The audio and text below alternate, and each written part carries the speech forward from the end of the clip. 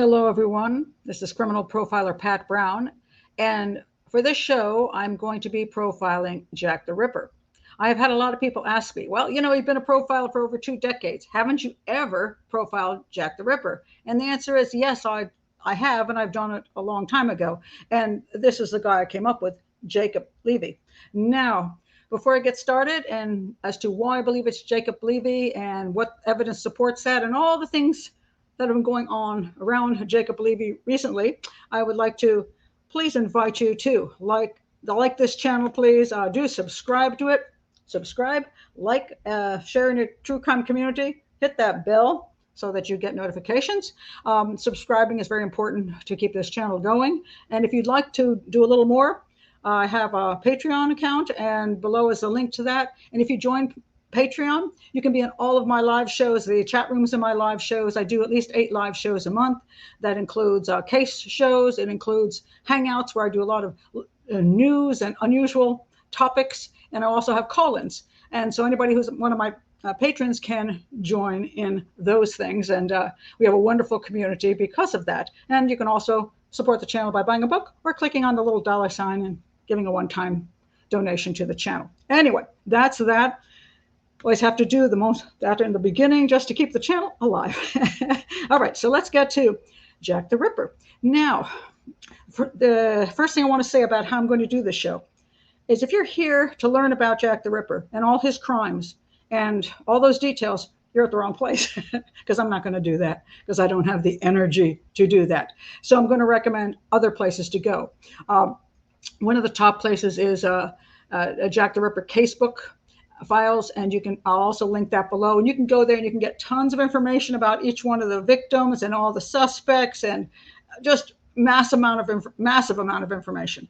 And so that's available right online. I highly recommend that. And so if you don't know anything, just stop the video right now, leave, go learn a little bit more about Jack the Ripper, and then come back. On the other hand, if you're a person who's spent years being a ripperologist yourself, you don't need much more information than you already have in your head. But I also do want to recommend Stephen Keel. He is, let me find his thing here. He's done this. He's doing a whole series. Stephen Keel is, he's a retired Scotland Yard detective. He is doing a thing on Jack the Ripper and the Whitechapel murders. And the first one I have linked below, it's called Which Crimes Did He Actually Commit? And so what he does is he describes all of London at the time, and he talks about each one of the murders and what all the details are, all the postmortems are, and then he determines in his mind, his own expertise, which crimes he thinks Jack actually committed. And then he's going to do, apparently he's going to do some more videos after this, and I think it's going to be excellent. And so you'll be wanting to check to see what new videos he'll have coming out. And he's writing a book. He's writing a book. It's going to be how Scotland Yard present day would handle these murders. And I think that's going to be a really interesting book. Also want to point out, he's a lot of fun to listen to. He's just very personable, really great guy. So that's another place you could stop this video and go watch his thing about who all the victims were. And so you'll understand things better. So I think that's really important to know that before I go into why Jacob Levy, I believe, is the top suspect of Jack the Ripper. Okay, now I just want to point out a couple of the other suspects that are out there. This comes from the casebook site, and you can see there's a whole bunch of them. And people are mostly interested in the ones that are famous, like the Prince up there in the left corner. It's like, oh, I think he did it. Lewis Carroll, who wrote Alice in Wonderland. I don't know what he was doing running around killing prostitutes in London, but people, they like fascinating characters and not regular people.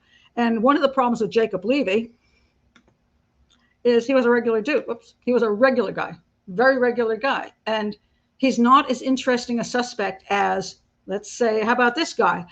Third row down to the right, Walter Sickert.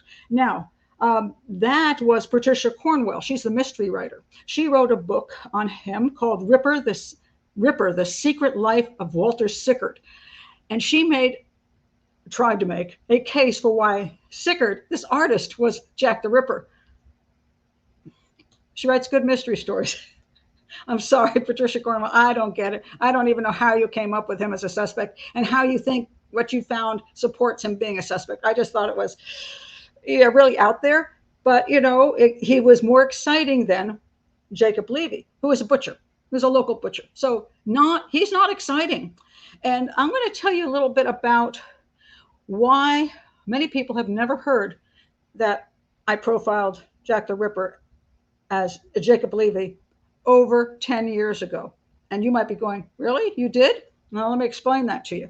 All right. So what happened was, and this, by the way, this is a sort of a little picture of, there's supposed to be Jacob over there and some people seeing him going down the way. Yeah. Okay. I like these little artist renditions. They're kind of fun.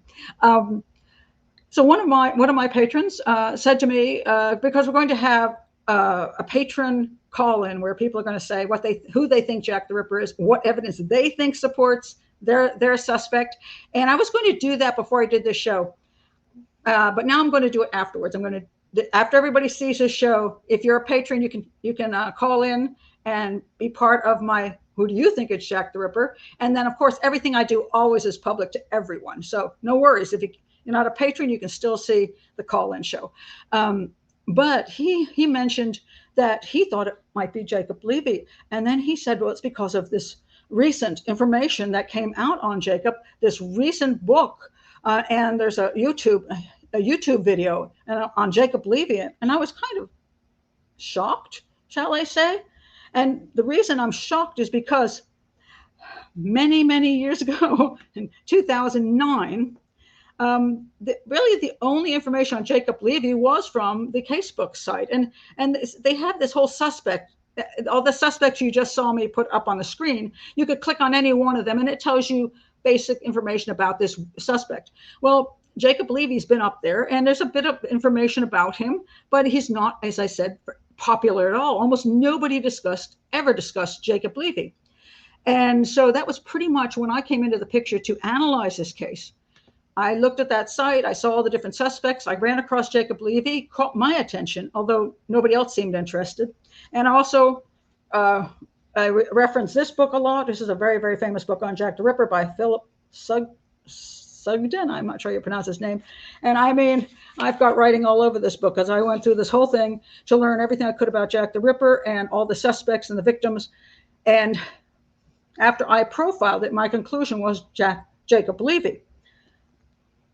But you still say, well, I don't remember you ever doing anything about Jacob Levy. So anyway, my patron says, oh, so I saw this. I'm sorry, that's not what I wanted to show you. I saw, where is it? Oh, there it is. Okay. Let me go here. Yeah. Okay. So over on YouTube, there's a talk here. It's called Jacob the Ripper. And her name is, the author is Tracy Ianson. And, or Ianson, I'm not quite sure how she pronounces her name. And there's an hour-long show, and a lot of things that were said there were the things I had said previously. And I'm like, how bizarre is that? And then I found she had written a book, which I bought. And I want to recommend this book, by the way. And so regardless of my wondering where she came up with the idea that Jacob was the Ripper, the book is excellent in the sense of not that it's got so much new information about the profiling of Jacob and Jack the Ripper, but she did a tremendous amount of research into his history. She's got all these records, the birth records of where all his family lived, and all these details to support the fact that where he lived in the area and all the things that could connect him to that area and what happened. So I do recommend the book. But I was like, this came out in 2020. And when I'm reading the book, it's like, and when I listen to the show, they're like, oh, where did you come up with this idea, Tracy, for Jacob Levy? Because nobody else has ever talked about him. And she's like, yeah, well, I've been thinking about him for years. And I'm like, this is really weird because, yeah, I think I was the first person to actually profile Jack the Ripper as being Jacob Levy, but apparently that's gone into the wind.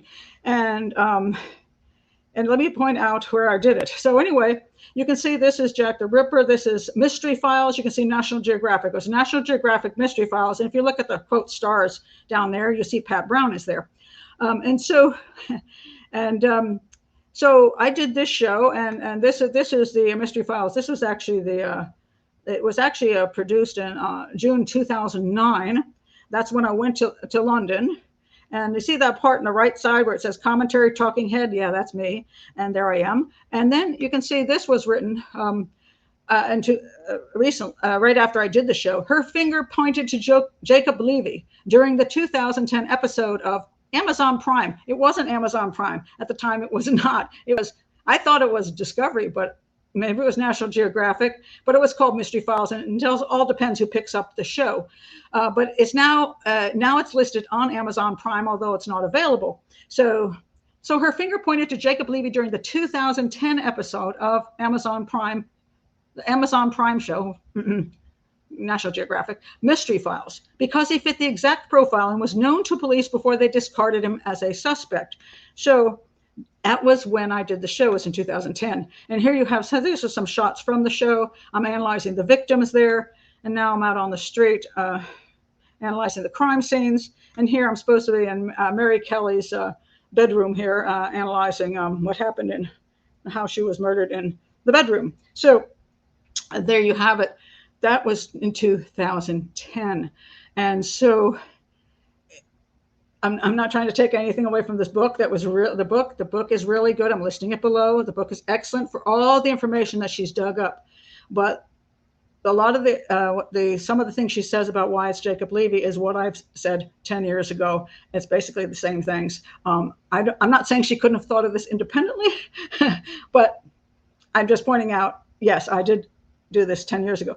It's just one of these interesting things in the world of,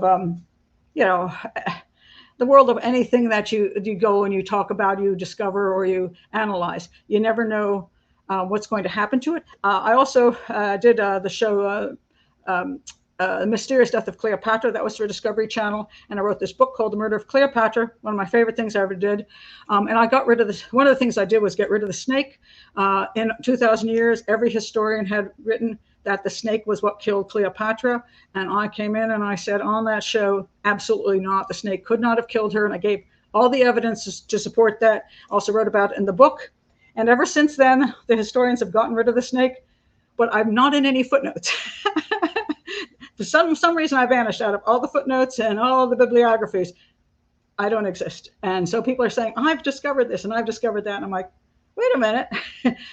When you do academic work and you're trying to keep academic ethics, you're always supposed to point out where you got your information from, whether it be a book or a show. And if you take a look at in here, I have all the notes on every chapter, and I have, if I go back here, my bibliography, you can say I've got a massive bibliography in this book, and anybody I got information from or ideas from is listed in my footnotes and in my bibliography, because we can always get information from someplace, and then we can do our own take on it, and we can always add to it, but we should always say where we got the ideas from. And I just find it kind of interesting that if somebody has been studying Jacob Levy for all these years, I don't know.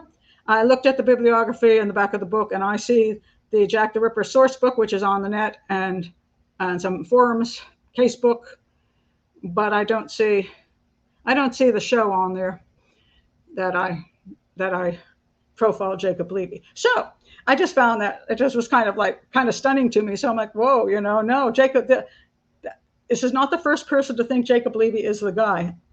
I've been here for 10 years. Well, 12 years now, and I've already done it. However, okay. Maybe it's snarky. You can all say, "Man, she's really snarky about that," but it is a little upsetting sometimes when you've worked really hard to put out information. And it wasn't. Let me put this out. It wasn't a popular thing when I did Mystery Files and said I believed it was Jacob Levy. It wasn't well accepted, and nobody was talking about it because they didn't like him because he wasn't interesting enough, and so he just goes by the wayside. And I don't know, Tracy might be having the same problem with her book, because people may be saying the same thing about her book. Well, it's not Jacob Levy. It's going to be the Prince, or it's going to be Walter Sickert. This can't be this little butcher dude, and they toss it aside. So I do commend her for going forth with the book and putting more information out there, because I think we ought to really push Jacob Levy. But I just want to say, yes, I profiled Jacob Levy in 2009. So anyway, why Jacob Levy? What about this guy? All right, so now let's see. Where are we? All right, I want to say a little bit something about London before we go forth. And Stephen Keel has a really good segment in his whole thing about Whitechapel area of London and how crappy it was at the time. It was really very poor area. A lot of like houses, boarding houses that you lived in, rooming houses where people spent very little money to stay in. And he had some really horrible pictures and stuff of people like hanging on ropes, like you pay for a place to hang your body over a rope because that's how pitiful it was. And you have workhouses where you work 14 hours a day just so you can get a bed and some food. And so really miserable life there for many people. And the women of that area, some had legit jobs, shall we say, as cleaning women, or they worked in the workhouses. But some women who were widows or just fed up with working in the workhouse and said 14 hours a day of this torture, can't do it anymore. Many of the women went into prostitution. And so they were good targets for Jack the Ripper because they were on the street earning money. And one thing I want to point out a couple of reasons as this is really important, and is that they're easy targets. But there's something else I really want to point out too, and this is, I think Steve says somewhere along the way that here a witness sees this particular he believes he saw this particular person, and maybe it was 30 minutes before the crime went down, and so therefore it must be the guy that's with her. And I'm thinking to myself, these women didn't charge a lot because most of Jack the Ripper's victims were kind of middle-aged and they were kind of frumpy.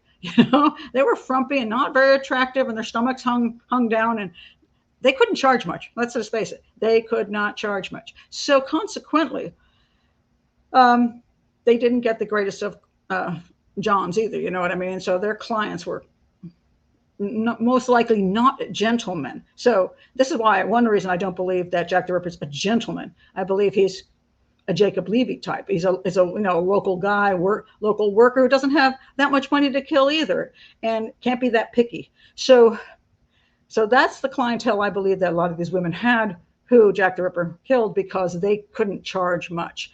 And because they're not charging much, the guys aren't spending the night with them in a lovely hotel, and she's not going to his lovely home and spending an hour there or 2 hours there. That's not happening. What's happening is they're going into an alley or into a dark courtyard, and it's going to happen. Whatever's going to happen is going to happen in like less than 5 minutes. She's not going to take her clothes off. She might pick them up, in some fashion, or he may take something down in some fashion. She may be on her knees. She may be standing. She might have to lay down for a sec on the ground, but it's going to be short. It's going to be really quick, 5 minutes, 6 minutes.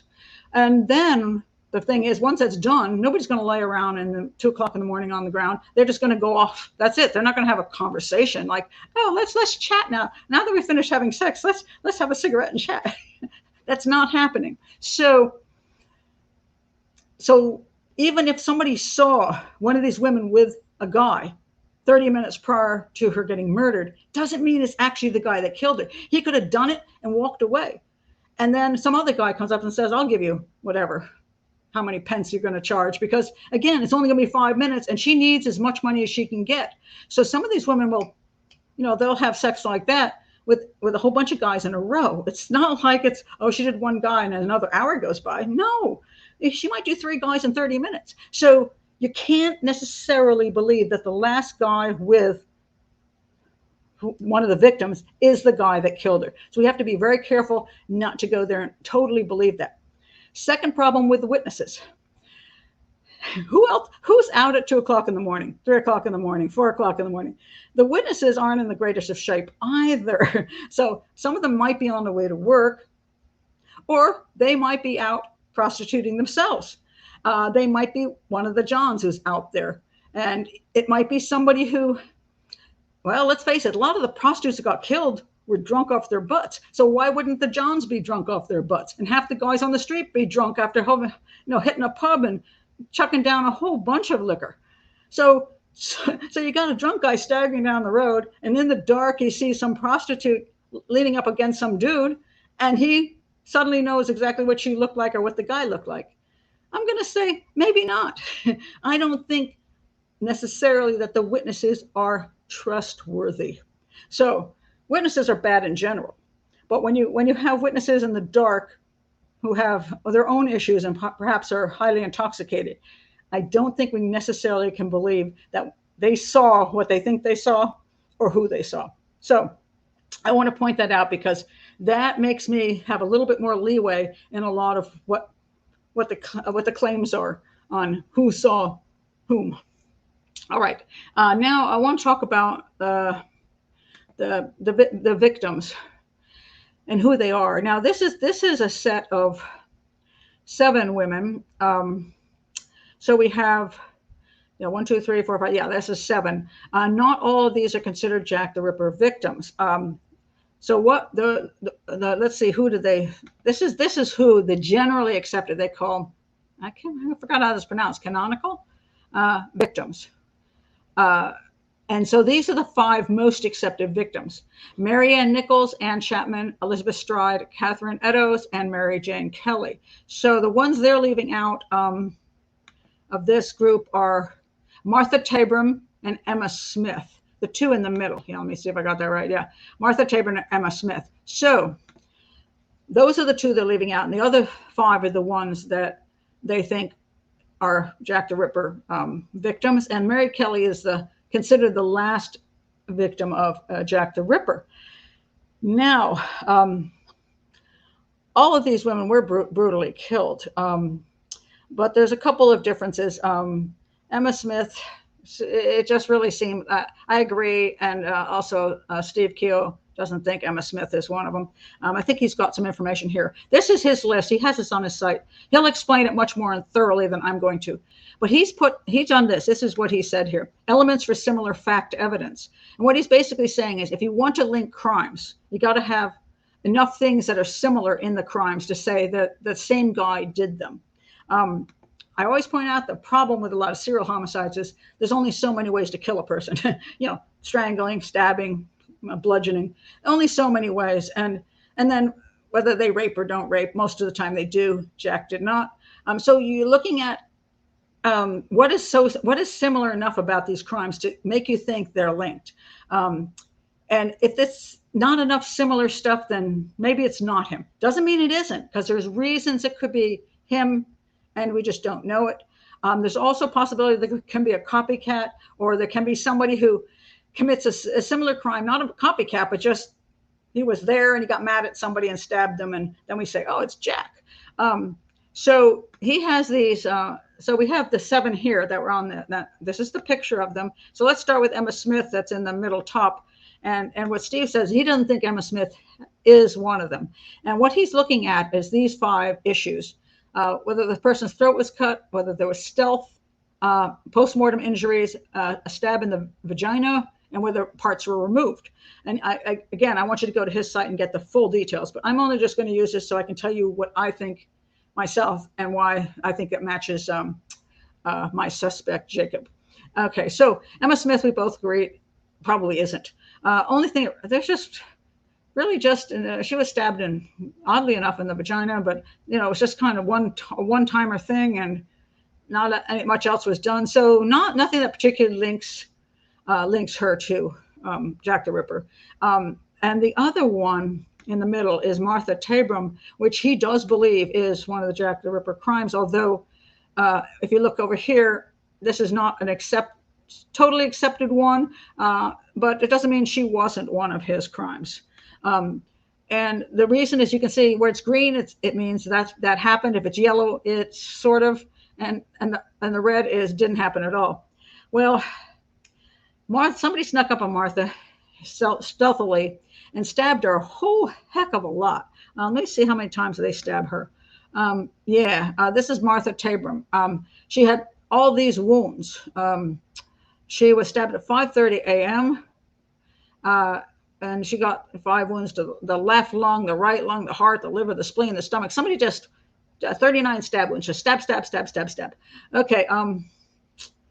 But that's all that happened. Steve thinks that she is one of his, one of the people that killed her. I mean, one of the victims of Jack the Ripper? I don't think so much. I especially don't think so because it was 5:30 in the morning. It's so late in the morning. People are on their way to work, and I think Jack is not out there at that time. I think by that time when the light's coming up, he don't want to take that kind of chance. I don't think that was him. I don't. So I tend to disagree on that. And then the rest of them,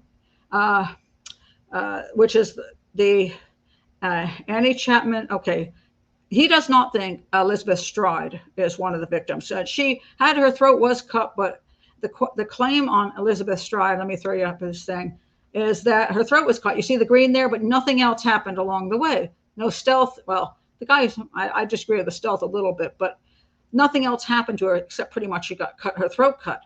But the theory is, this is some theory, that Jack the Ripper was interrupted. He was about to do it, and as he started to do it, he heard something spooked him, and he ran. I tend to think that may be what happened. So I have not eliminated her as a suspect, because right down after that, just a couple hours, I forgot how much time later, but the woman below, Catherine Eddowes, she was killed by Jack the Ripper, no question, green across the board. So if we look at her, you can see Elizabeth Stride is over to the right and Catherine Eddowes is to the left. So you see that space in between, as if he tried one place and then he kept going and then tried another, which, by the way, was closer to where Jacob Levy lived. So he might have been going home that direction. And I'll explain that later, because I'm going to do a whole thing about Jacob Levy, but I just want to do some just about the victims first. So I personally think Elizabeth Stride may well be one of the victims. I think it was an interrupted thing and then he went on and did Catherine Eddowes. Now, the last one is Mary Kelly. She's the one, in this picture down the bottom right, she was highly brutalized in where she lived in her boarding house. Some guy went in there with her, and that was the most gruesome crime of all of these crimes. She was cut up in every way possible, and everything was taken out of her middle of her body, and then her heart went missing too.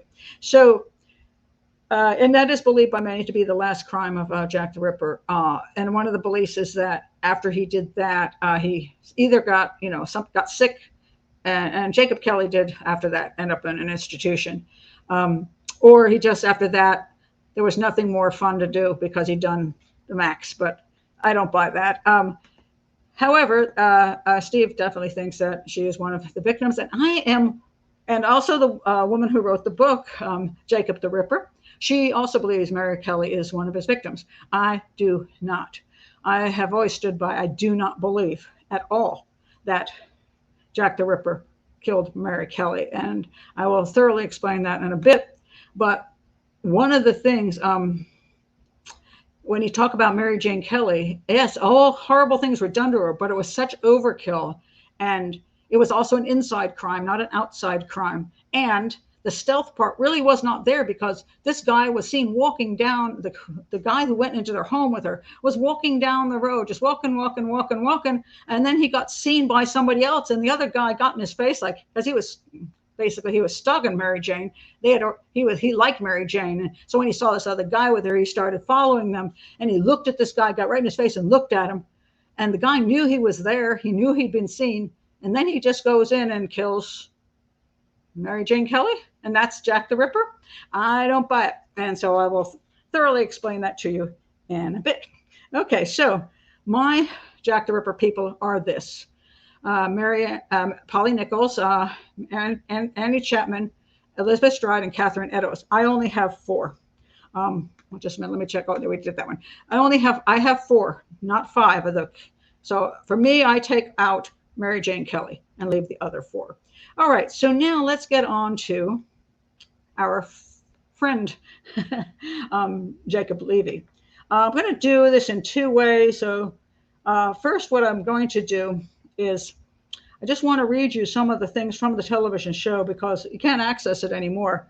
And then what I want to do is I will read you from the actual questions that were asked of me by the producers that never made it into the show, because that, I think, gives you a lot more detail and information about what I think happened and why.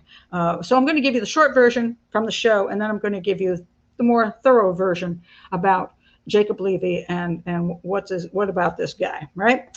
All right. So from the show, basically it says that they're looking at all the suspects, and it says now Jacob Levy was a butcher and he was a Jewish tradesman. By the way, sometimes the information you hear from the narrator is actually me, but they took my information and made it theirs. That's what happens in TV. So Jacob Levy was a butcher and he was a Jewish tradesman. And then the narrator says, Jacob matches Pat Brown's profile of the Ripper's race and profession, but he also fits with another theory the police use to solve modern crimes. Geoprofiling techniques predict the killer lives within the circle of murders. Jacob Levy lived on Fieldgate Street, then moved to a butcher's premises on Middlesex Street. Both are in the Ripper's killing grounds. And I do recommend the book on Jacob the Ripper for that, because she has got fabulous maps in there, just really great maps, detailing all the places that he was. And you can really see exactly how he could have accessed all the victims, because he was part of the butcher community there. And he was also, this is another very important point, he was seen in that area a lot. People went to his shop, he walked down the street. He also went to prostitutes because he got syphilis. So he saw prostitutes, and his wife used to say that he wandered around all night long. I bet just wandering. So he probably was even known by the prostitutes in the community. So often what happens with prostitutes, they're often killed by one of their Johns that they know very well. So here's what happens. Let's say, I'm going to move this to modern day so you can understand this. Okay, so let's say Candy and Mary and Susie are on the corner together. Candy, Mary, and Susie. And they're chit-chatting, and up comes Jacob, modern day Jacob. He pulls up in a car. And he says, hey, girls, how you doing? And they're like, hey, Jacob, because they've seen Jacob before. And he goes, hey, Susie, you want to go with me? Susie's like, cool. So Susie jumps in his car. They go away. He pays her. They have sex. He brings her back, drops her back off, says, bye. Susie says, bye. Susie comes in, and they all say, hey, how was Jacob tonight? Hey, he was Jacob. You know, next time they're on the corner, here he comes again. And one of the other girls gets in the car, and she goes off, and she comes back, and everything. This goes on. Maybe he's hired these girls 4 or 5 times. Nothing has ever happened to them. So one day, he comes down the street and he sees Candy there. But this time, none of her friends aren't with her. Candy is alone. He says, come on, Candy. Candy jumps in his car. No witnesses. He goes down away with her, rapes and murders her, brutalizes her, dumps her in a field someplace, and disappears. And now when the police come around and start asking all the girls, who do you think did it? And they ask them about the different Johns they have. They say, well, yeah, we know who that Jacob dude was, but, he's never hurt any of us. Well, he hadn't hurt any of them because that's the pattern. He set up a pattern of being safe. And he never hurt them when other people saw those girls get in his car. But the one time Candy was alone and nobody was there as a witness, that's when he jumped on it. And then he killed her, and nobody suspects him. So now we have Jacob Levy of many, many years ago in London. Again, he's on the street. People have seen him walking up and down the street. He's never hurt them before. They know who he is. So then if he goes up to, he might have been with these girls before. He's like, hey, Annie, Annie Chapman. Okay, Annie, hey, how many pence, this time? She tells him. They go into an alley or into the courtyard. They have quick sex. They go on their way. She sees him. She's done that 1, 2, 3 times. She sees him that night. He says, hey, about it. She says, no problem. They walk into the little courtyard. She's dead. That's how it works. So I want you to understand how being part of the area is a way that people don't suspect you to have done anything. All right, going on further. And by the way, geoprofiling techniques are where, you understand an area that somebody works in, that they're comfortable in. Because if you're going to be killing women, you really have to know where the police are, where your constables are. You've got to know how often the people come out of that pub. You have to know who comes down out of that factory, who goes to that factory. You really want to know your area. So when you go into that courtyard, you don't get caught. If you're in pull somebody, go in any place, little dark place, you don't want to get caught. Even if it only takes you 5 or 10 minutes, you still don't want to get caught. So the more you know the place, the better you can do this. And, I don't think the Prince has a clue, or Walter Sickert. So, yeah, I'm going to say local dude. All right. Then it goes on here where I say, Pat Brown, if you have a butcher shop and a key to it, you can slip right back through the streets, right under Middlesex, which is right in the middle of these crimes, and slip into your butcher shop. You can hide your little treasures in the butcher shop and then wash up and go straight home. All right. So if you have a shop even there, it's you once, and you're a butcher, you sometimes have blood on you. You might be wearing an apron. Nobody's going to pay attention to that. So when you chop somebody open, you just put this, you put your knife away and you take their parts and wrap it up in something or whatever you do with it. And you go back to your butcher shop. You can unload those parts in the butcher shop before you go home to your wife. You put them, at the kidney section, maybe those are calf kidneys, but here's a lady kidney from a lady, down the block. And maybe, I don't know what you do with it. Maybe you just like looking at it. Maybe you want to cook it up, have it for dinner. Maybe you want to sell it to somebody else and think, they're eating that part. I don't know what Jack did with his little parts, but he had a butcher shop to roll into with a key where he could slip in there. He could wash up. By the time he goes home, he doesn't have blood on him. So again, living in the area and having a butcher shop is very, very useful. Also, butchers carry chalk around. They don't carry chalk around, but they use chalk to write on boards and stuff. So the thing that was written on the wall that was in chalk, that is a tool the butcher could easily have with him. Not unusual for him to have some chalk. All right. So now, then the narrator says, an analysis of a statement given by his wife suggests his mind is in a disturbed state.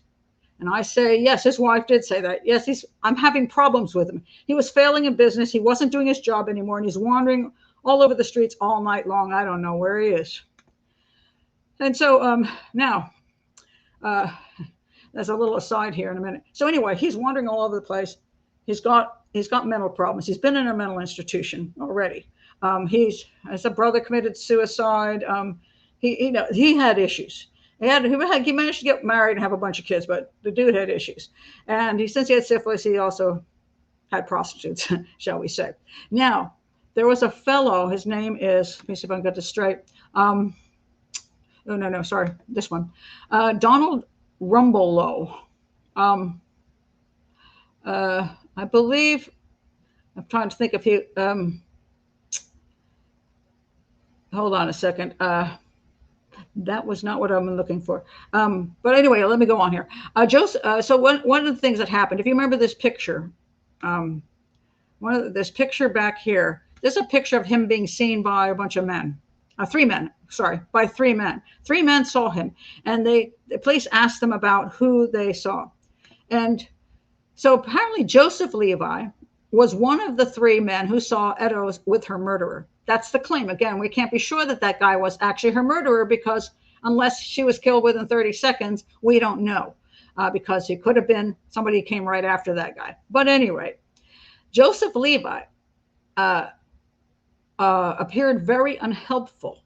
He said he couldn't identify anyone, but whenever he was spoken to, he almost gave the impression that he knew a lot more than he actually said.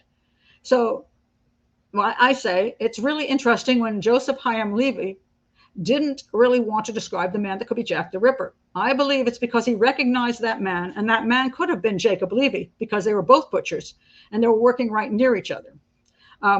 And Joseph Levy's butcher shop was only 55 meters from the suspects. Joseph kept very quiet, but he did give the police one intriguing piece of information that now seems to point the finger at his colleague. Jacob Levy was 5'3", and the victim Eddowes was 5 foot. And Joseph estimated the difference was 3 inches less than that was given by the other eyewitnesses. But then again, you never know how good that really was. But and by the way, I believe in the book of Jacob the Ripper, she I think finds out that he actually is a relative as well. So that's kind of interesting information. But my conclusion is that Jacob Levy was Jack the Ripper, well as much of a conclusion as I can make, and committed the 4 outside crimes. I'm fairly sure about that. All the evidence does support this more than anybody else out there. And then the narrator says, well, this new Ripper candidate has the perfect motive if he contracted syphilis from prostitutes. Well, that's not necessarily the motive. The motive He might have contracted syphilis and be angry with the prostitutes for giving it to him, but it also could be that he just hated everybody. And the women were something that he could destroy because his life was destroyed. He hated everything. Everything was going south. So he wanted to just destroy something else. Psychopaths, serial killers, it's very hard to pin down their supposed reason, their motive. Even they may not know what their motive really is. They'll tell you something, but doesn't mean it's true. Let's see. Okay, so the Jacob's death certificate does confirm he died of syphilis. And he died just 2 years after the Ripper killings. And he was having all kinds of strange symptoms, psychoses from late stage syphilis. And syphilis could be the reason why the fourth prostitute, Catherine Eddowes, might have been Jack the Ripper's last victim, because the disease would eventually rob him of the ability to carry out well-orchestrated attacks. So that's possible. And that maybe he just got so crazy he couldn't function. So if it was taking over, it just may be that by the time he got to Eddowes, he just simply, it was another, I think, I'm trying to think of Mary Kelly was another month or 2 months later. So it may just be that was the last one he did before he couldn't function anymore. But others will disagree and say, no, he still killed, whoever it was still killed Mary Kelly. And I said here, so the issue about the, hold on a second. I want to go back here to the, the words that, supposedly the Jews are the men that will not be blamed for nothing. It was spelled, the Jews was spelled weird, but the words are written in white chalk. And below, this was the graffiti that is famous. The Jews are the men that will not be blamed for nothing. And below the graffiti was part of Eddowes' bloodstained apron, which suggested to crime historian Donald Rumbelow that the note was written by Jack the Ripper. So here it says, but criminal profile Pat Brown had a slightly altered take on the meaning behind the message after she noted on the night of the killing, it was near to the crime scene, a Jewish socialist event was being held. At that time in Whitechapel, there was a lot of anti-Semitic feeling, and she believed the killer might have attended the meeting. He was Jewish himself. And as I point out, while Jack the Ripper may have been Jewish, it had nothing to do with him being Jewish. It's just he happened to be, if that was him. So I'm saying here, if he was there at this meeting with other tradesmen, he might have still had that in his head that there was all this anti-Semitic stuff going around. And so he's got this rage and he wants to tell society about it. He thinks everybody blamed me for everything. They're blaming me for nothing. And so he goes to write that on the wall because he did feel blamed. He had been imprisoned once for, I forgot what he did to this other butcher, but he got imprisoned for that. And he thinks he's, as a lot of serial killers do and psychopaths, they think they're innocent of ever doing anything wrong. Everybody else is at fault. So for him to think everybody blames me for everything and they're blaming me for nothing, I think could be in his head. And then when he goes to write this down, he doesn't necessarily write it down in a clear fashion. The Jews are the men that will not be blamed for nothing. Maybe it's just his cognitive skills weren't that great and he's writing on a wall and he's got rage and he doesn't write a clear sentence. So I don't know that a lot of people think that the graffiti was about a person who hated Jews. And they're claiming, the Jews and men will not be blamed for nothing. They're being blamed for something for sure. So this is anti-Semitic type of graffiti.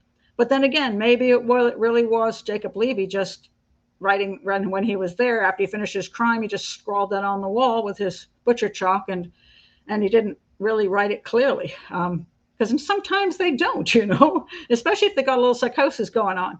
If you've ever read some of the writings of people who are highly schizophrenic, they make no sense whatsoever. I mean, they're just all kinds of jumbled stuff. And so, yeah, what do they call that? Word salad.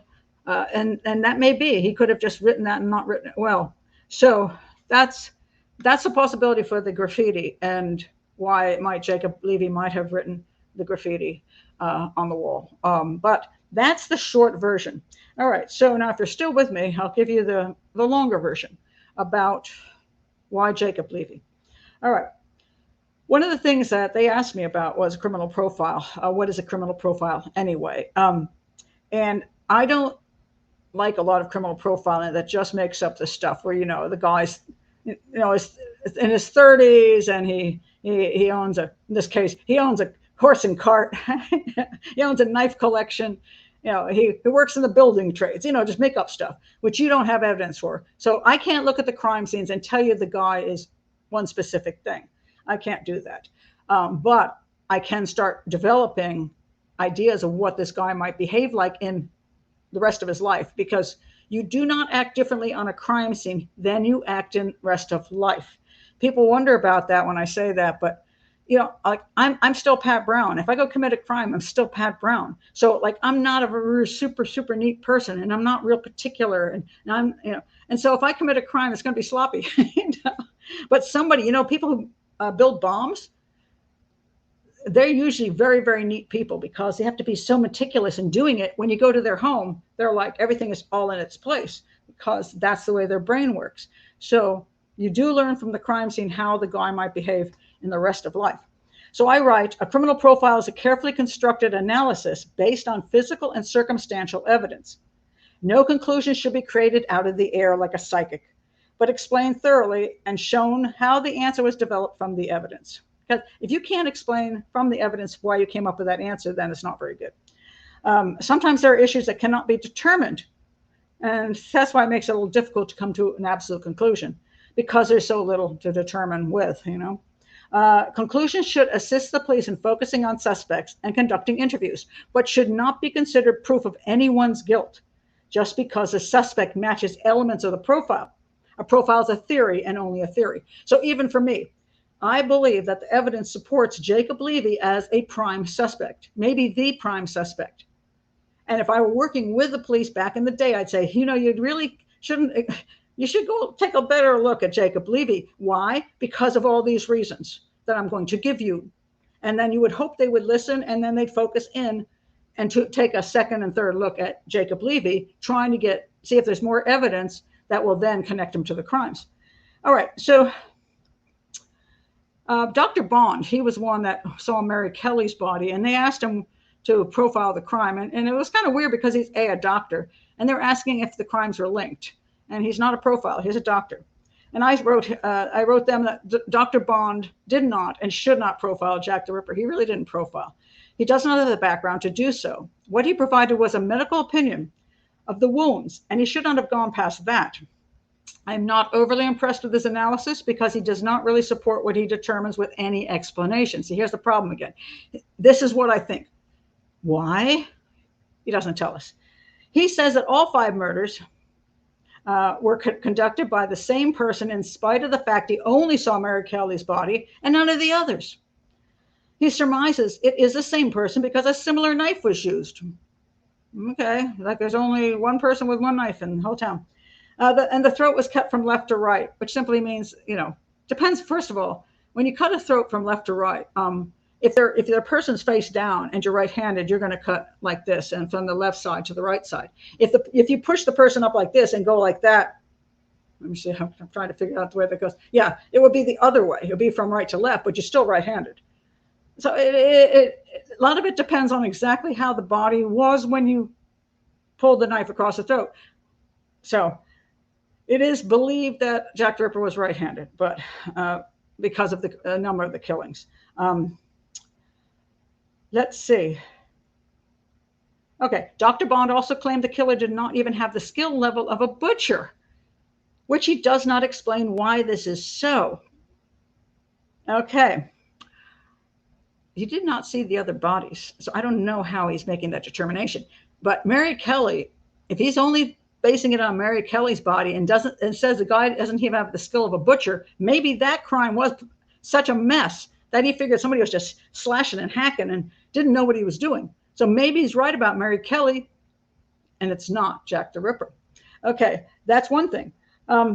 Here's another thing.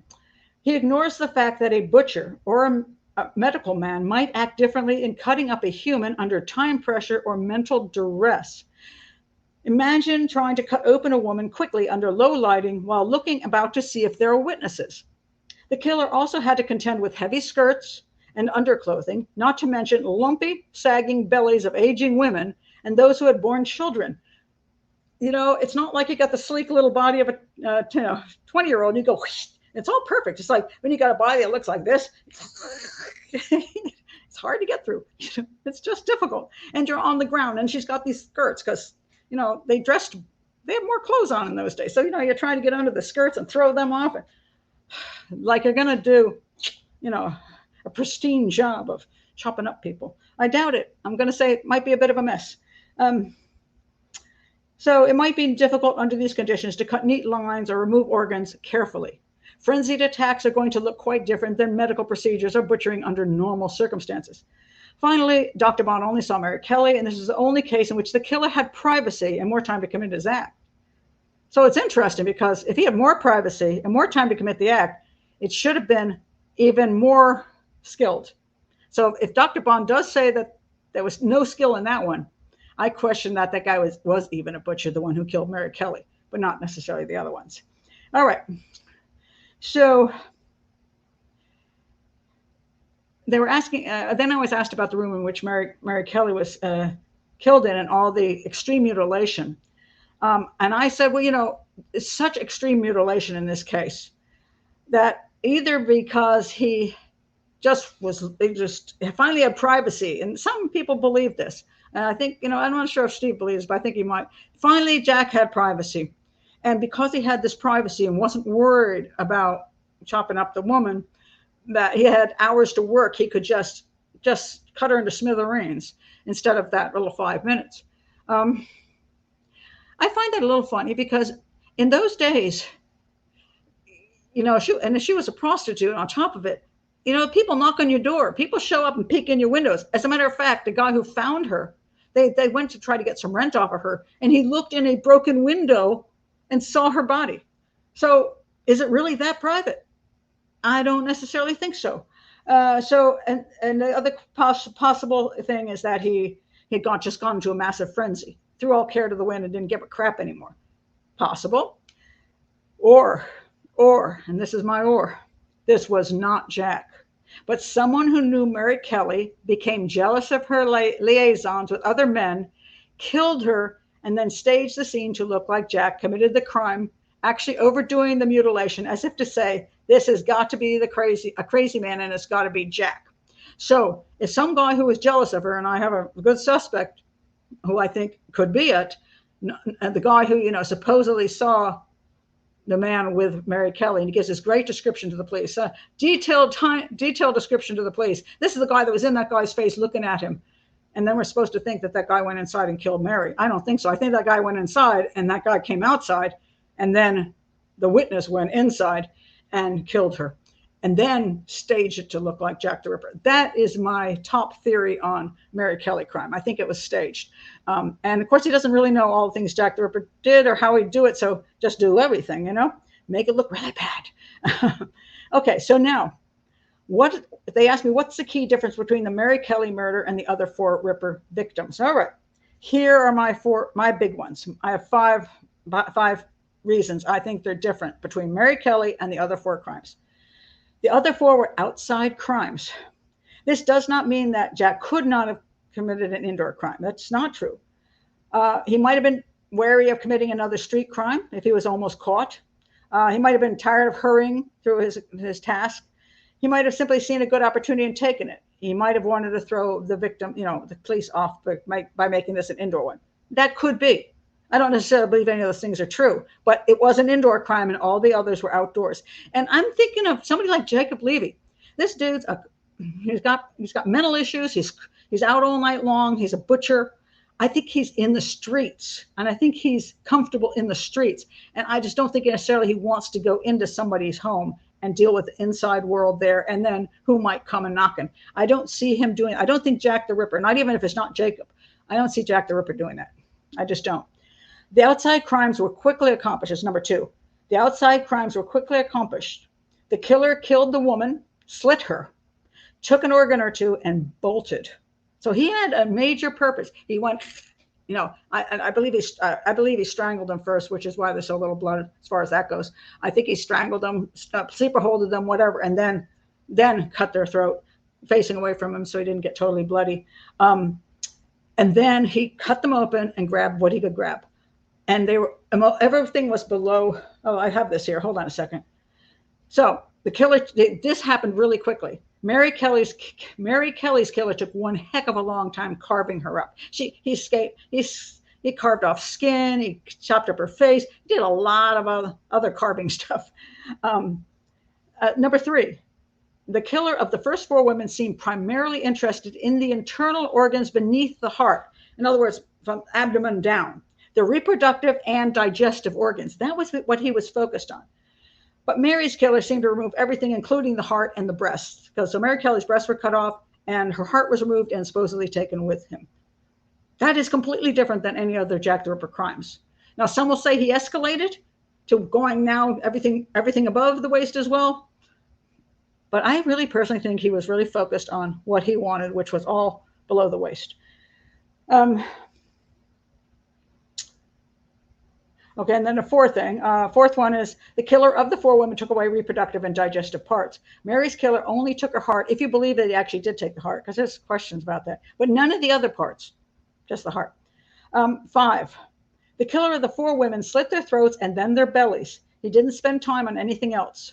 It is true that one victim, Edos, had her face sliced, but this may have been due to a struggle and the knife accidentally cutting her face rather than any attack on her face. So I actually acted this out in the Mystery Files show because they had a dummy laying there on the ground.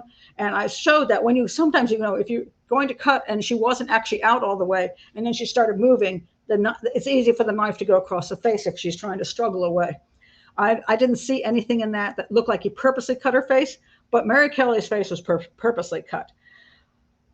Mary Kelly's killer sliced and diced her face. This is often the sign of rage conducted by someone who knew the victim and wanted to obliterate her image.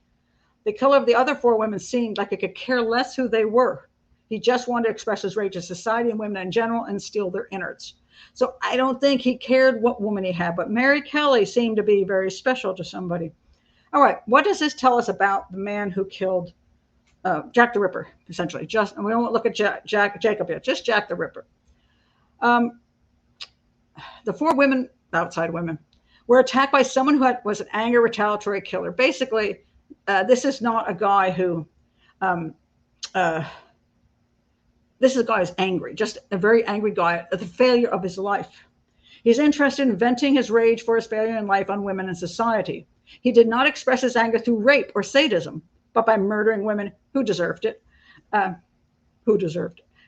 showing society he was not impotent. And that he quickly sliced open the window and gutted them leans me toward a man familiar with such a profession that does that, like a butcher, because you usually do what you're comfortable doing, and just slice somebody open and get out their intestines is kind of a butcher thing, Serial killers often become obsessed with graphically visual movements and want to reenact them on humans. So whatever the fantasy is for the serial killer, and it might be because he watches porn, it might be because he's killed animals before, but then he wants to do it on a human. Jack is what I would call a bop and drop killer. He doesn't use a ruse to get his victim. He just nails them quickly. Yes, he would have perhaps enticed the prostitute.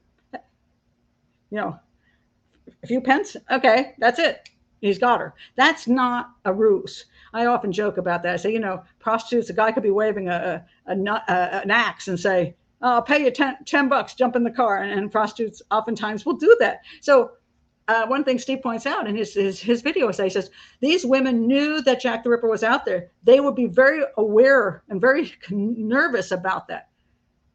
I don't think so. Prostitutes have to make money. They need to get a bed for the night and they need to buy their liquor. And half the time they're liquored up. So I'm going to say no. They're willing to take that risk every day of their lives. And even when Jack's around, and who knows, they may have known the guy and thought it was not Jack. Right? Until it was Jack.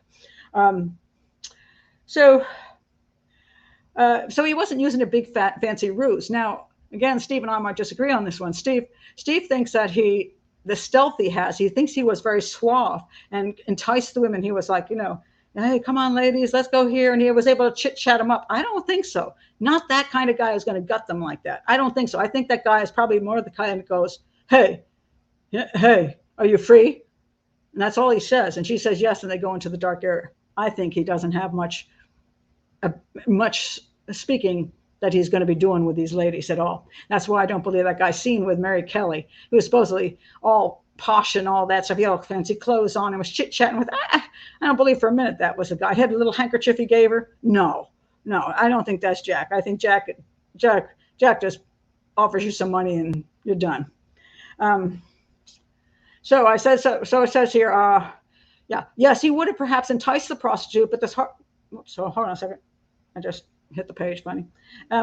He would perhaps have enticed the prostitute, but this hardly qualifies as much of a ruse, unlike Ted Bundy, convincing women to help him because he had a broken arm. That's a true ruse. Jack just came up on a prostitute and nailed her, or he offered her a few farthings. I put question mark.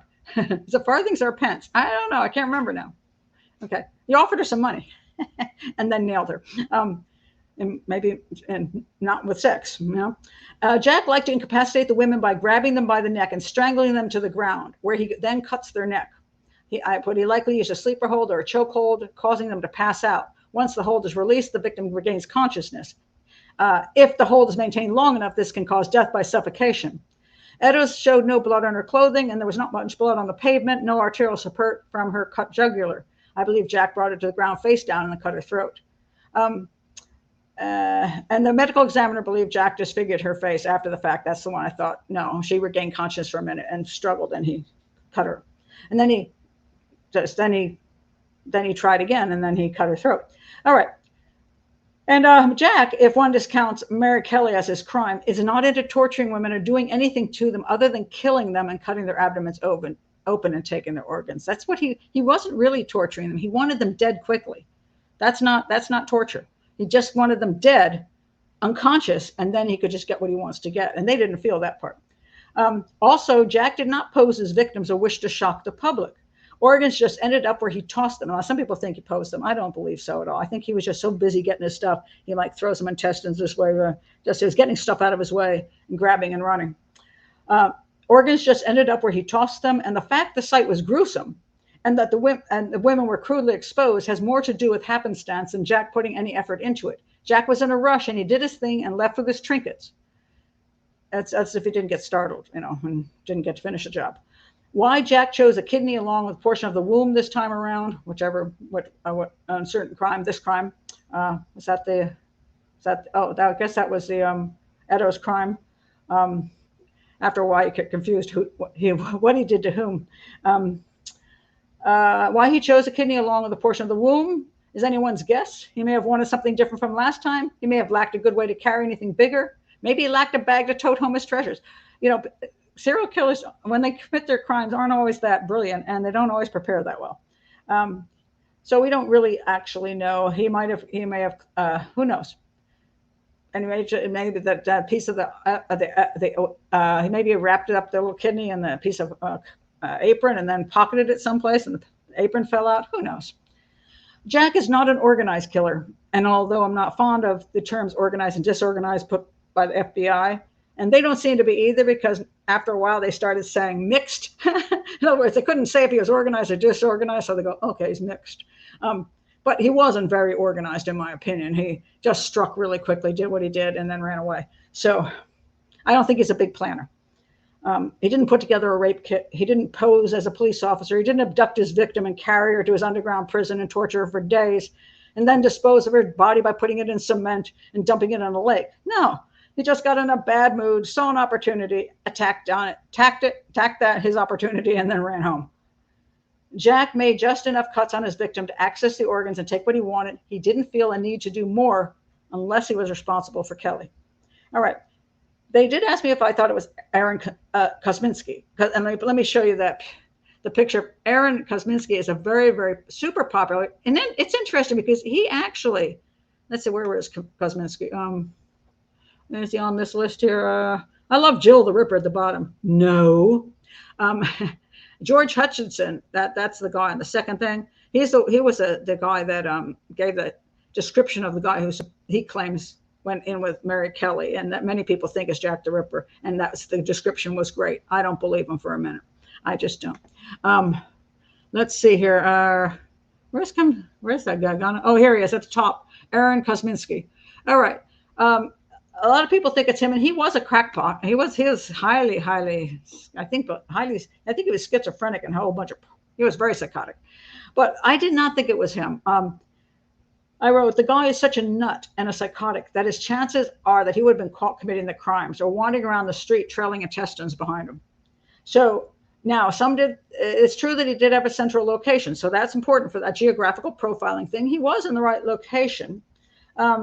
So that could be, and he was Jewish, and that could have something to do again with the whole scrawling graffiti, and also the International Working Men's Educational Club, which was where the meeting was. That they were urging Jews to become socialists in that club, and so he could have been there, and that's where one of the victims was killed near. But the obsession with gutting the victim without other stabbing would seem to point to someone who is familiar with butchering and not hairstyling. So I guess he's a hairstylist. Although a barber would be pretty comfortable with throat slicing a la Sweeney Todd. You do a little of this and then you do a little of this. I love Sweeney Todd. Absolutely love the musical. However, if Kosminsky simply wanted the lady's innards, he might have been hell-bent on accomplishing his task and doing that. I still don't think he would have covered his tracks so well. He had no place to hide himself, the organs, the blood. He would have been seen at some point. I think Jack the Ripper still had enough brains about him to be careful enough that he had a place to go to wash up and take care of everything and to dispose of or hide the innards before he went back out onto the streets and go home to the wife. There was they asked me if it could be Cutbush, one of the suspects, and I just said, nah, it's just one of the usual suspects. Nothing links him to the crimes. It's just somebody they pop out. Do any of the old police suspects stand up to your investigation? Yes, the one they said was on Butcher's Row, but they said no more. So Butcher's Row, that could well be Jacob Levy. Do serial killers tend to stop killing, and what stops them? Well, serial killers actually do stop killing. They can get scared of getting caught. They can become bored. They can get old and just decide I'm too tired to do it. And others just get caught and put in prison, so they stop, and some get ill or die. Jacob Levy got ill and died. So that could be why there were no more crimes at a certain point. All right. Looking at the locations of the murders, can we make any assumption about where our killer likely lived? All right. Now, again, I'm going to point to, I said, I'm going to give her credit. I really do like her book. I do. So I really just don't want everybody to think I'm a hater on on the book she did. Because, oops, that's not it. That's Madeline McCann. Wait a minute. Where'd it go? Where'd the book go? Oh, there it is. Is this it? Yeah. Jacob the Ripper. She goes into all the locations that he lived in such great detail. And I appreciate anything that supports the fact that Jacob might indeed be Jack the Ripper. And I was not willing to do all that. So I'm glad when somebody else does that kind of work, because I'm a profiler. I'm not really a historian. I want to get into massive details on, studying every birth certificate and every death certificate and maps and all that stuff. I did a lot of that for my book on Cleopatra. That's probably the hardest book I've ever written, and I worked an incredible amount of hours on it, and I never want to have to do that again. I'm proud of my one book. That's it. So I appreciate somebody else doing it. But this is what I wrote. Where does the killer live? I believe the killer lived within the circle and fairly near to the center. Marianne Nichols, I believe, was the first murder. That's Polly Nichols, and was likely selected because she was available when the killer left the London hospital, where he likely was for treatment. So actually, I'm hoping I have this right, because I haven't. This is from 10 years ago, so I hope I didn't screw something up 10 years ago. But Levy had to get treatment, and so she was near a hospital, and the London hospital. So you just wonder what serial killers tend to do is kill where they live or where they work, somewhere in the vicinity that they're comfortable with and that they're going through. As a victim, she is too far away from the center of the circle for a marauding killer to go search for. In other words, usually he's not going to say, I want to get a new victim. Let me go halfway across town. It's just too much work. And was likely chosen because of opportunity. Killers often kill leaving work or a relative's house or places of entertainment or hobby and then simply go home. So in other words, they kill and then they keep going to their house. They do have to be fairly familiar with the area, in the sense being comfortable if they're going to kill the victim there. So, there has to be some level of comfort. Stride, I believe, was attacked because the killer was at the meeting in the educational club. If Jack had gotten treatment, okay, so if Jack had gotten treatment at the hospital for syphilis and was in an angry mood when he left, Nichols might have been a target. If Jack left the meeting riled up because Jews were getting a raw deal, especially those in the trades like Jack likely was, then Nichols would have been that opportunity. However, Jack had progressed in his assault since Nichols, and he wanted to complete his internal organ removal of Stride, but he must have been interrupted, if you believe Stride is one of them. And then he goes on to Eddowes and completes his task. Chapman may have been a choice Jack made. Maybe he did maraud a little bit from his home, but maybe he had a reason to be in that area, and I think that's more likely. The other possible, and again, I think the book might have where all his people lived, where all his Jacob Levy's contacts were, like brothers, sisters, whatever whatever people around there, his mother's house.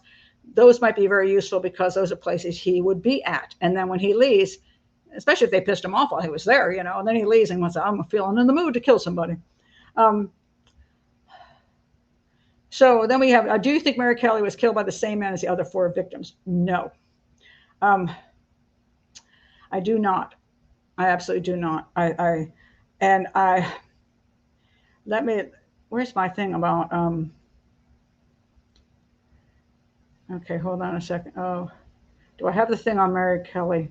Can't find it. But Hutchinson, okay. The guy that claimed that he saw this guy, he gave very, very detailed, ridiculously detailed description, and he was stalking the woman. And Steve says, well, just because he gave a good description doesn't mean that he didn't, his description is wrong. No, it doesn't. But also doesn't mean that he described Jack the Ripper, or that he wouldn't make up something if he wanted to make up something. He's a stalker. The dude was a stalker. So I'm not going to say he's terribly trustworthy, shall we say that. Now, here was this one. Okay. There's a guy by the name of Rumbelow. He is a ripperologist. I believe he gives tours in London. And I think this is the guy, and I feel this was kind of terrible. What happened was that Mystery Files people called me up and they wanted me to profile the crime and support the suspect of Rumbelow. I think his last name is Rumbelow. Rumbelow thought a guy named Timothy Donovan was the Ripper. Timothy Donovan ran one of the houses that the women lived in. And I told them, I looked into it and I couldn't support that guy. I said, well, that guy is exactly the wrong type of guy to commit these crimes. Why? Okay, he dealt well with women. He had enough power over them to feel manly, but also pleasant enough for them to believe he had any. He was a pleasant guy relatively, and he also, helped the women, and he also had a business, and he wasn't Jewish, and he wasn't a butcher. He had social connections, seemed to get along with others. Jack was a seriously troubled man, bitter and angry. Donovan, as far as I can see, was not. So, I don't see that this Donovan, the guy that around that, I forgot who was it? And I just saw Steve saying, and I should remember it, but one of the women lived in his boarding house and rooming house, and she didn't have the money to stay. And she said, well, I have to go out and make the money. And he said to her, well, you made money, but you drank it, so maybe if you just got the room. She goes, oh, hold the room. She goes out and then she gets murdered. So I didn't see where this was a good suspect. And I told them that. Mystery Files says, I'm sorry, I'd love to do your show, but I cannot support the suspect. I can't see it. So I can't do it. And then they asked me for my profile. I profiled Jacob Levy. I gave all the reasons, and they switched him out for me, and I went to London and I did the show. And I felt kind of crappy about that because, he's been a ripperologist for years and gives great tours and all these things. And he's just people really love him. And I'm like, kind of feel like I stole his job from him. And it's like, but I couldn't support the Donovan character as the guy who committed the crime. I just couldn't do it. So when I looked at my best candidate, they said, who is the best candidate? I said, my best candidate is Jacob Levy. He lived inside the circle on Fieldgate Street in Whitechapel, and he had a butcher business on Middlesex Street in Aldgate. He was a butcher, but a failing one. He was married, but his wife said he spent many nights walking the streets of London. He had syphilis, meaning he was visiting prostitutes and likely hated them for giving him the disease, which was killing him. He would likely have been receiving treatment at the time Nichols was killed. He died in an asylum in 1991, and the police closed their files on Jack that same year. Here it is about what he stole. Levy also spent time in an asylum for a year from 1886 to 87 for stealing meat from his employer. While he was in the nut house, he stated that he might well do violence if released, and claimed he heard strange noises and do acts that his conscience couldn't stand, but gave him a feeling of exaltation. So, he had the personality. Goodness, he totally had the personality. And then I talked to Ben again about the writing on the wall on Galston Street. I don't know how you pronounce that. The Jews are not the men that will be blamed for nothing. It was written in chalk, something not everyone has in his pocket. However, butchers do use chalk in their business to write on their boards. And I pointed out why I thought he might have been written the way he might have written that if he wrote that. By the way, the Jack the Ripper letters, I agree with Steve, that's a garbage. That's just somebody trying to get attention in the media. So I don't believe that letters have anything to do with Jack the Ripper. Not from him anyway. But the writing on the wall, I'm an iffy on that. I am. It's above the apron. It's interesting. I think it could well be Jacob writing something on the wall if it's Jacob. I'm not married to that concept. I'm not. All right. So, by the way, one of the things I did was the statement was the Jews are not the men that will be blamed for nothing. If you just took out the word not, because he might have accidentally written that there, the statement actually states the Jews are the men that will be blamed for nothing. People, it's kind of like a double negative. They'll be blamed for everything. They'll be blamed for nothing, for no reason at all. The Jews will be blamed. So if you take the not out, it sounds like it's actually a Jew writing this because you're saying, hey, I'm a Jew and they keep blaming me for nothing. For nothing. I didn't do nothing wrong. And then they're blaming me for it. So the Jews are being blamed for nothing. That to me sounds like the guy who's writing it is Jewish. And I think the word not screwed things up. But I think the word not just might be a mistake. Okay. Let's see. Oh, to Mary Kelly. Interestingly, Kelly's residence was just over behind Levy's. At least it's kind of hard to figure out exactly where he's living at the time, but there's a couple points on that. If Jacob Levy is Jack, and he can go a little bit from his house, before he kills somebody, because he doesn't want to be right next to his house. You don't want to shit in your backyard. You know what I mean? So that he would do it right there. I just again, I don't think Mary was killed by. I don't think she was killed by Jack the Ripper. George Hutchinson, that's the guy who was. Okay, let me point about George Hutchinson. George Hutchinson, who is the one that gave the great description, obviously was very jealous of Mary's attention to other men and was stalking her. I find it bizarre that he would give such a detailed description of the gentleman Mary was with before her murder, and that this man would stare George right in the face and then commit a murder, and that George would wait outside. Remember, he waited outside her house for 45 minutes staring at the building. That's a stalker. Why was he standing outside for 45 minutes? What for? To see when that guy would leave so he could go in? Yeah, that's what I'd say. George is pretty creepy. The description of the man that Mary was with is too fine a gentleman for this kind of killer, so I just don't think it's him. I'm betting on George for Mary's death. The rage he must have felt while Mary was doing another guy could have been very deep if he was obsessed. He was an obsessed stalker. So finally the man leaves and George enters. He has been seen in the square, and he knows he will become a suspect unless he makes her death look like Jack the Ripper. You see? It makes much more sense. All right. So Jack the Ripper wasn't a prince or famous artist. Crime belongs to an angry, antisocial, anti-human failure of a man. It wasn't anyone worth gossiping about. So Jacob Levy fits the bill extremely well in status, failure, victim selection, residence locations, connection to crime locations, connection to the writing on the wall, and the right profession for an obsession with slicing people open and being able to do it while under duress. He'd been a butcher all of his life, and his mother was a butcher too. So he really knew what he was doing. It's also important to realize that this type of killer usually strikes when something goes wrong in his life. Killing is a way to get instant gratification, an ego boost, and some power and control back. Jacob had much going wrong in his life at the time of the killings. He had been arrested, tossed into mental institutions, was losing his business, was diagnosed with syphilis, and was eventually losing control of his physical health and his mental health. Things weren't good with his wife either. If the detectives were aware of Levy back then and understood serial killer behavior, they could have checked to see if the murders occurred right after the major problems in his life. And how many other murders he could have committed if it was Jacob, we don't know, because there were murders before. There were so many murders before, so he could have worked his way up to the kind of murders that he did.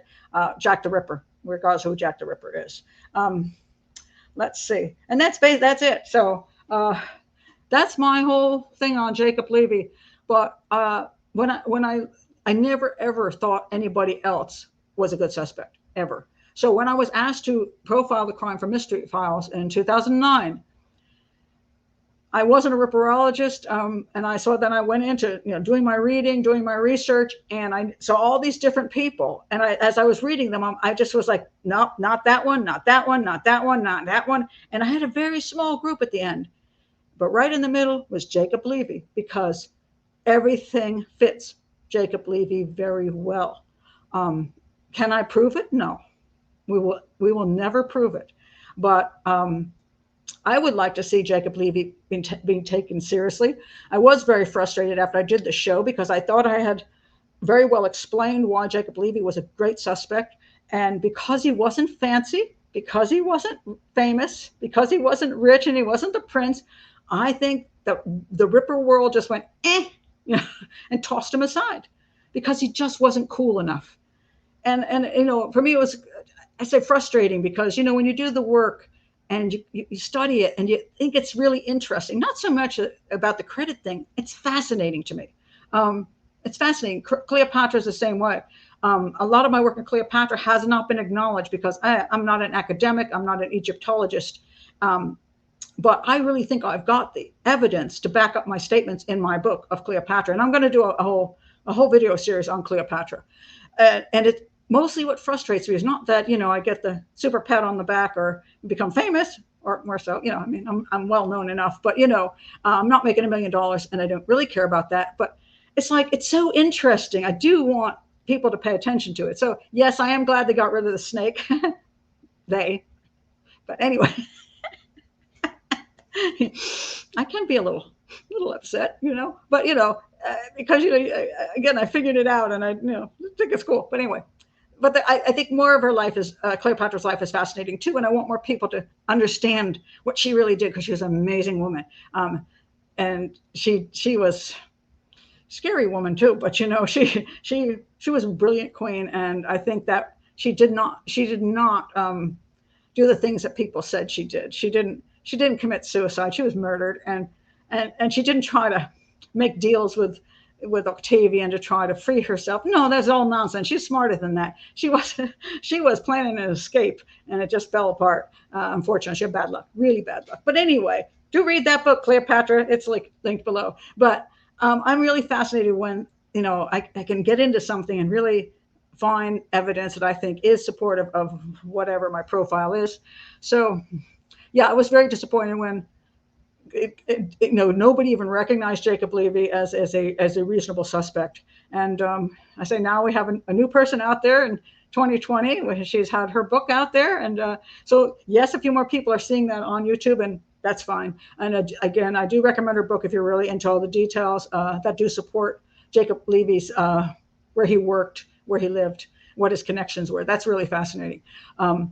I'm never going to write a book on it because I don't have the energy, but this will be my only thing on Jack the Ripper. But I do want people to know that this is who I really do think did it. I wish more people would understand that he's a good suspect. And you may disagree with me. You may think you have a better suspect. I don't know what Steve is going to come up with when he's going to do is his suspect. I'm really curious, Steve. So I don't know if I'll tell him about my video or not. But he watches some of mine. So if you're watching, Steve, do you think it's Jacob, or do you have somebody else in mind? Because we don't agree on the victims exactly. And you think Mary Kelly was a Ripper victim. So, profilers don't always agree. And he's not a profile, but he's a very excellent homicide had years of homicide experience as a homicide detective.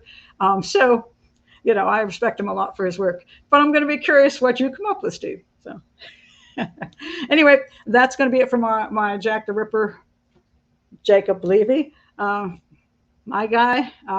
And if you check below in the link, if you're a part of my patrons, you will be able to come to the phone in and phone in your ideas about who you think it is and why you think it is. But I want you to see, I'm hoping you watch the video first. And if you're not a patron but would like to put part of the phone in, please join Patreon in the link below, and you can do that. And if you're not going to be joining Patreon, that's cool. The link may not be there right away because I want the video to go out first, and then after we do the phone in, I'll add the phone in link and post the phone in as well. So just be looking forward to that. So and so that's it. So that's it. My Jacob Levy is who I think it is, and just to let you know, it's not the first. Until 2020 wasn't the first time Jacob Levy became a suspect. So because he's my suspect. Anyway, thank you for being here. See you later.